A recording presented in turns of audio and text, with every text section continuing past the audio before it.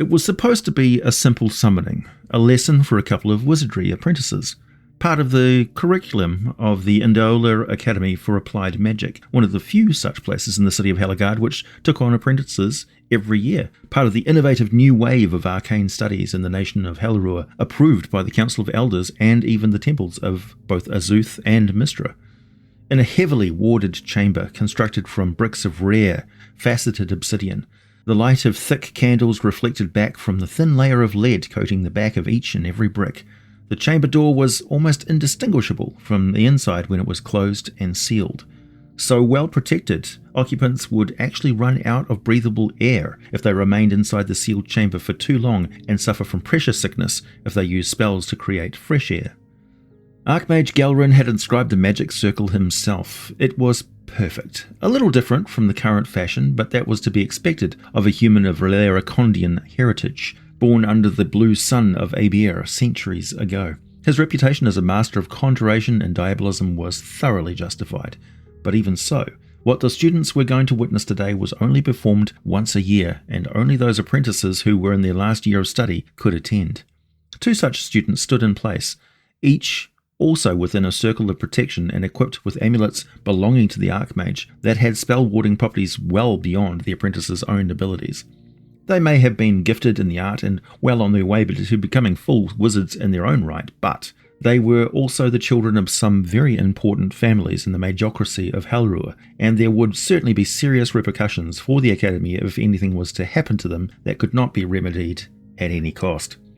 Archmage Galrin took his place, drew his silver dagger and cut into his finger, then caught the spilled drops of blood inside the chamber of a finely crafted vial made of solid ruby gemstone. Not very large, purpose-made for just this one task. His eyes locked on the centre of the summoning circle, and his mind, his highly disciplined mind, took the various mental components of the spell, which he had been reciting over and over like a fragment of a song stuck in his head all day. One part was the music, another part was some of the lyrics, and another, and another. As a 6th level spell, there were 6 different trains of thought that he had to maintain constantly, until such time as it was time to bring them all together. He raised his hands. The ruby vial entered his focused line of sight and was caught in one of the cords of the weave. Floating into the centre of the circle before him, his left hand twitched smoothly from one to another of the gestures for each of the 3 parts of the spell, his mind assembling them as he drew on the weave. His fingers seemed to pluck a tone and a colour from each strand as his watching apprentices paid close attention, detecting all elements of the magic in the room. His second hand fluttered and clenched as the last 3 somatic components kept the timing with his mental effort, and finally he spoke the verbal component, the chorus of the song, which resonated down each chord of the weave and tore a very fine hole in reality within the exact centre of the circle, turning the ruby vial into a fine mist of glittering scarlet dust. The blood was supposed to turn into a discreet cloud of steam and take shape as an infernal spirit, but it did not this time. The apprentices broke out in a cold sweat, like someone had just pulled a loaded crossbow to their throats. They had studied this spell thoroughly. This was not what was supposed to happen.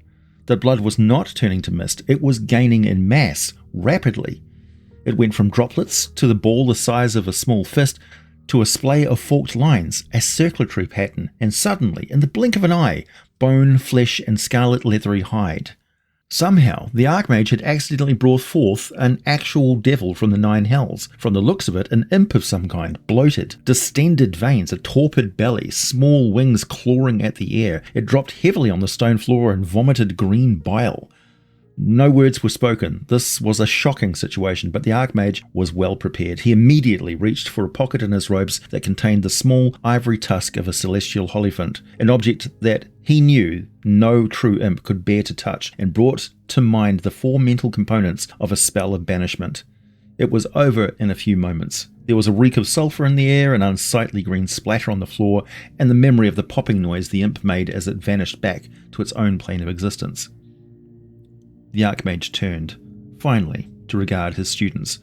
Each was wide-eyed, but ready. They clearly thought this was some unexpected but planned test.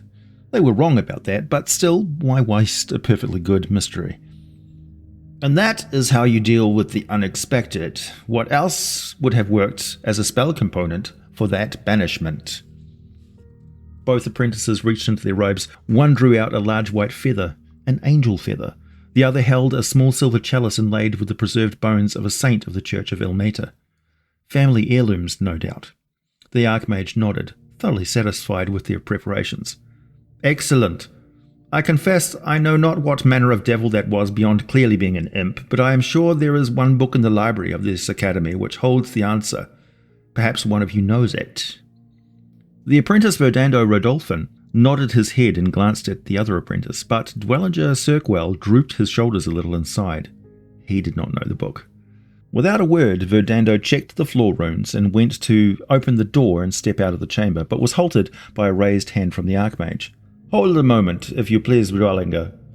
Gather us a sample of the creature's vomit in one of the pale blue apothecary flasks, and once done, summon acid to eradicate the rest. Dwellinger moved to the circle centre and crouched to scrape some vomit with the edge of his own silver dagger, and got as much as he could inside the blue glass flask. But as he drew the blade across the flat rim of the bottle opening, a single droplet of the foul-smelling stuff dropped onto his exposed skin, and he immediately crumpled to the floor like a puppet with its strings cut. The Archmage stepped back. So sudden was the effect. He froze a moment. What manner of poison was that? No imp sting would incapacitate that fast. More importantly, though, the apprentice was wearing an electrum periapt of proof against all manner of toxins, the delicate chain around his neck visible to all. So what had happened to him? Was this a curse of some kind? "Shall I help?" asked Verdando. The Archmage did not respond. He simply stepped into the circle and took 2 steps to crouch down next to the fallen apprentice and get a better look at the slop on the floor. The apprentice did appear to be breathing. Perhaps he was just sleeping.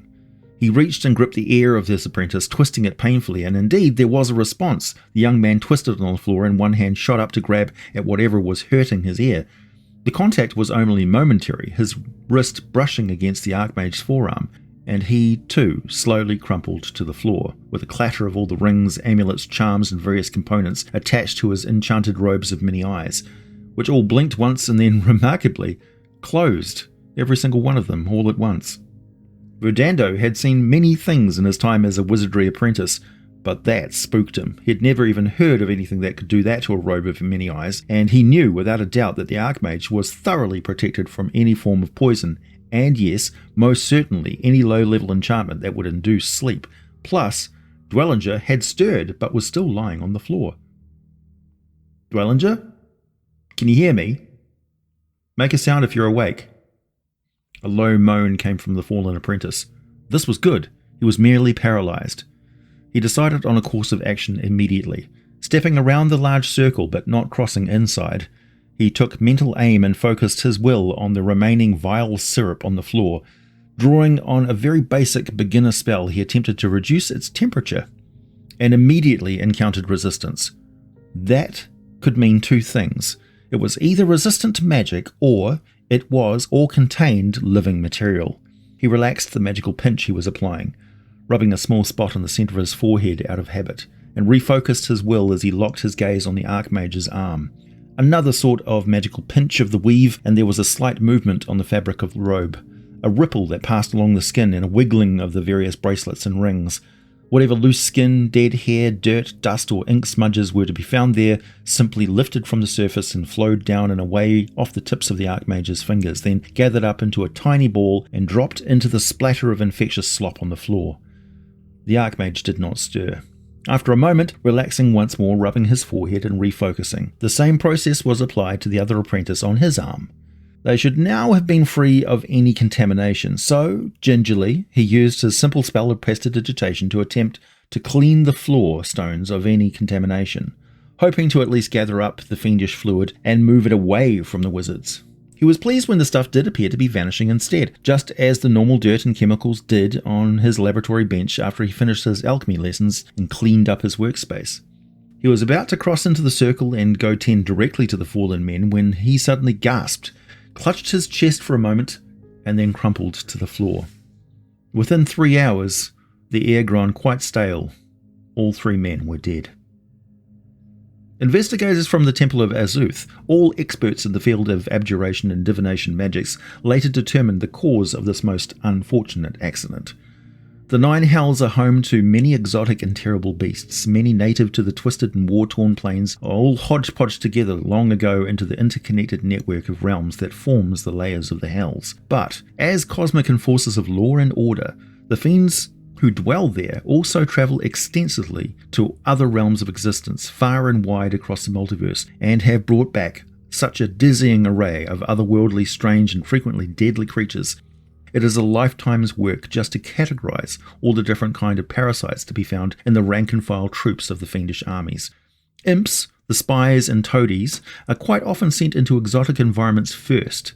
Their ability to remain undetected and cover ground quickly makes them a perfect match for this role, so they tend to suffer the most from the widest selection of horrific vermin, diseases and parasites, so much so that there is a specific variety of imp, developed somewhat organically over the eons, who is a specialist in infested, bloating, breeding, terribly nasty afflictions called a rot imp, and their vomit is a stuff of nightmares.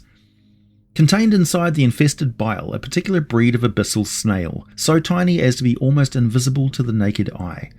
The swarm of abyssal snails attack any living thing they come in contact with, not just with potent neurotoxin, 10 times the strength required to kill an adult human if the snails were of the normal size of a common garden snail. Very careful collection and study of enlarged specimens has revealed that these are some alien variety of marine cone shells.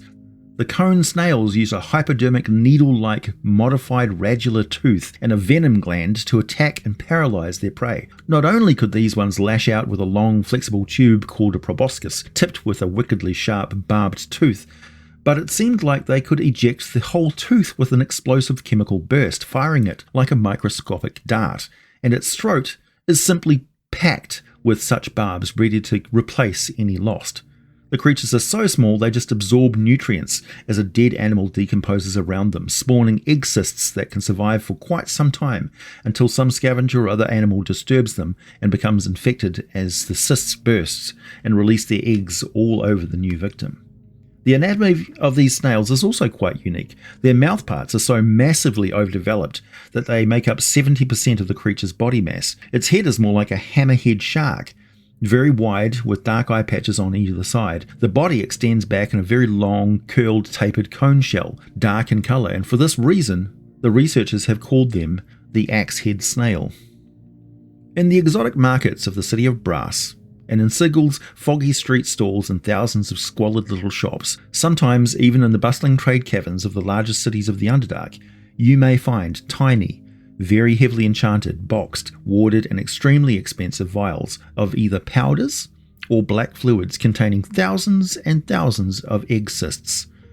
This is the legendary axe poison, one of the most lethal toxins in the multiverse, not just because it is packed with millions of variant peptides forming the exotic conotoxins, which is like getting bitten by thousands of different species of snake all at once, but also because the microdarts cause tremendous damage, ripping open any cells in their path as they are explosively ejected into the victim, many getting into the bloodstream, causing heart and even brain damage such as cardiac arrest or massive strokes. So, a combination of poison and a wicked physical assault is something very difficult to protect oneself against, and the axe poison is not simply an inert chemical, it is alive. As far as any scholar knows, this was the only incident of it appearing on the world of Toril, and only one sample of the rot imp's vomit was ever collected, now very securely stored in the basement laboratories of the Temple of Azuth in the city of Helligard in the nation of Halruaa on the southern coast of the continent of Faerun. It is under heavy protection, constant surveillance, and the outer trunk containing it is enchanted to teleport itself and its contents to a secure, secret location that is ever disturbed without the correct deactivation of its protective magics. It's only a matter of time before somebody steals it, of course. My name is AJ Pickett. I make videos about role-playing games lore and occasionally spin completely made-up tales of nightmarish poisons from strange planes of existence. Also, this answers a long-standing running gag from my live streams for the long-time watchers of my channel. Now we know what axe poison really is. Thank you for listening. Feel free to postulate on what sorts of game statistics you would give this lethal substance in the comment section down below, and I'll speak to you all again very soon. you.